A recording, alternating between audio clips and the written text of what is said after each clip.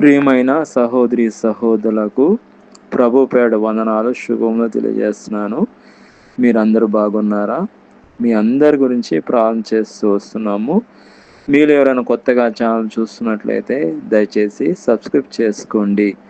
అదేవిధంగా ఇతరులకు కూడా తెలియజేయండి. ఈరోజు మనం దేవుని వాక్యంలో నుంచి నీవు ఆశీర్వాదకరంగా నుండువు.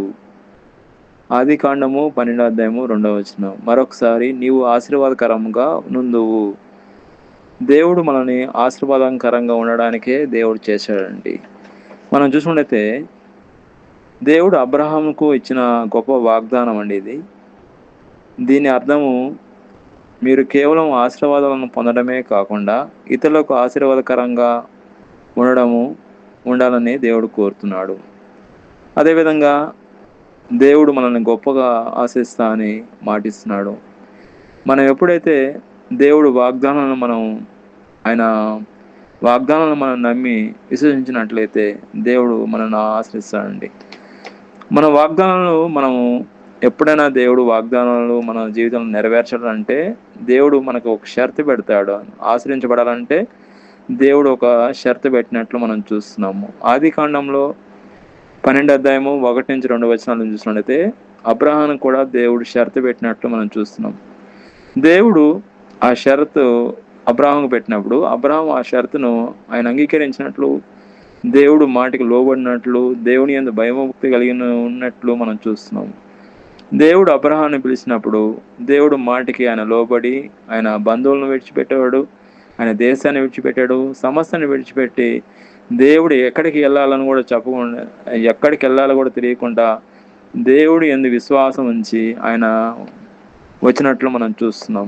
కాబట్టి దేవుడు అబ్రహాన్ని ఎంతగానో బహుగా దీవించినట్లు మనం చూస్తున్నాము. ఆదికాండము 13:2 అబ్రహాంకున్న ఆస్తులు, అబ్రహాంకున్న సమస్తము వెండి బంగారములు బహుగా ఆశ్రయించబడినట్లు మనం చూస్తున్నాము.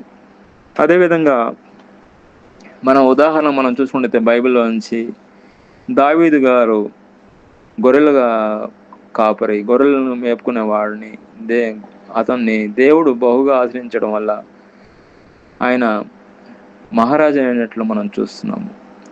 దేవుడు ఆశీర్వాదాలు ఉంటే మనం ఎంత పైకైనా వెళ్ళొచ్చండి. అదేవిధంగా యేసేపుని గురించి కూడా మనం చూసుకుంటాము. యేసేపు దేవుడు బహుగా దీవించడం ద్వారా ఆయన ప్రధానమంత్రి అయినట్లు మనం చూస్తున్నాము. బైబిల్లోంచి మనం ఆదికాండంలో వివరించబడినది. కాబట్టి వాగ్దానాలు మన జీవితంలో నెరవేర్చబడాలంటే మన జీవితంలో దేవుడు యందు మనం భయము భక్తి కలిగి జీవించాలి.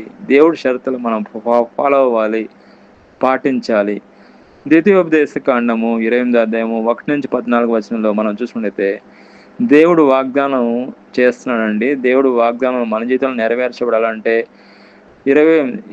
ద్వితీయోపదేశకాండము 28:1 దేవుని యందు భయము భక్తి కలిగి ఉంటే ఆ యొక్క వాగ్దానాలన్నీ కూడా మన జీవితంలో నెరవేర్చబడతాయి.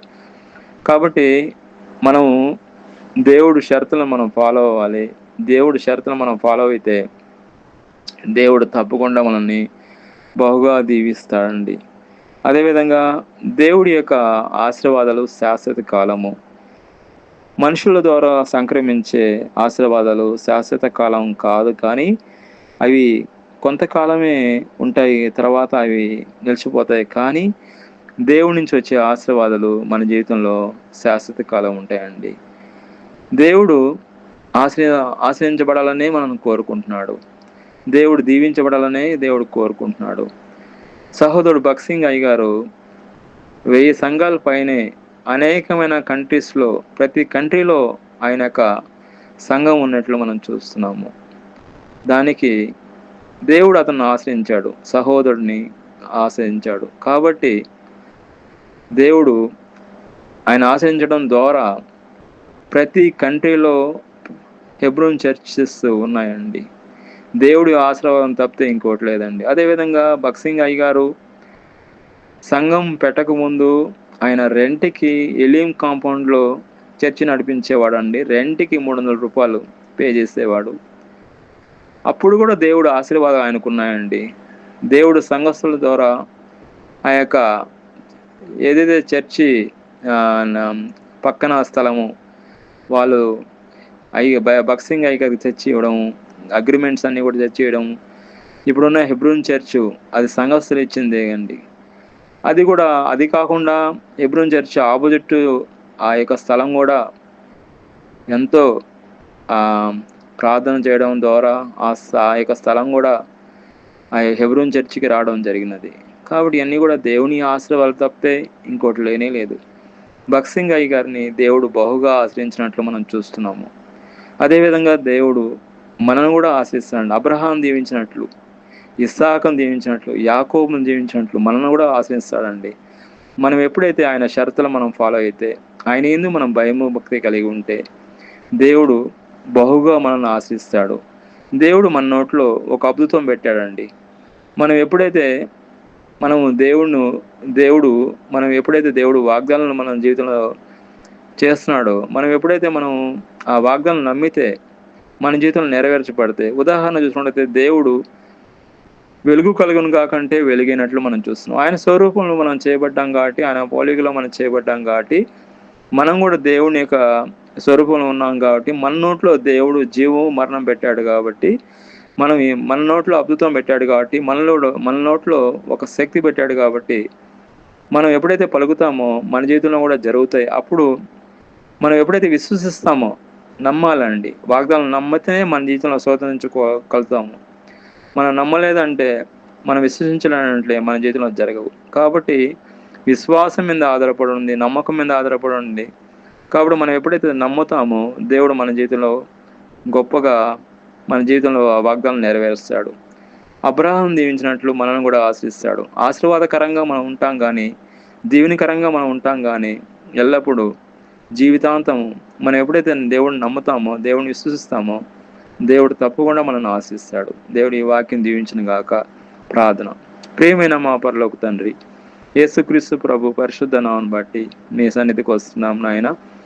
ఎక్కడైతే 2-3 మీ నామంలో కూడి ప్రార్థన చేస్తారు అక్కడ మీరు ఉంటానా దేవా, మీకు స్తోత్రం నాయన. నేనేం తగ్గించుకుంటున్నా, మేము హెచ్చిస్తున్నా, మీ పాసనిలో ఉన్నాను. మీ కృపలో జ్ఞాపకం చేసుకోండి. మీ యొక్క వాక్యం ద్వారా మాట్లాడిన దానికి స్తోత్రం నాయన. మీ వాక్యానుసారంగా మేము జీవించే కృపను దయచేయండి. అబ్రహాం దీవించినట్లు మమ్మల్ని కూడా దీవించమని ప్రభువైన యేసుక్రీస్తు నామములో ప్రార్థన చేస్తున్నాం తండ్రి. ఆమేన్.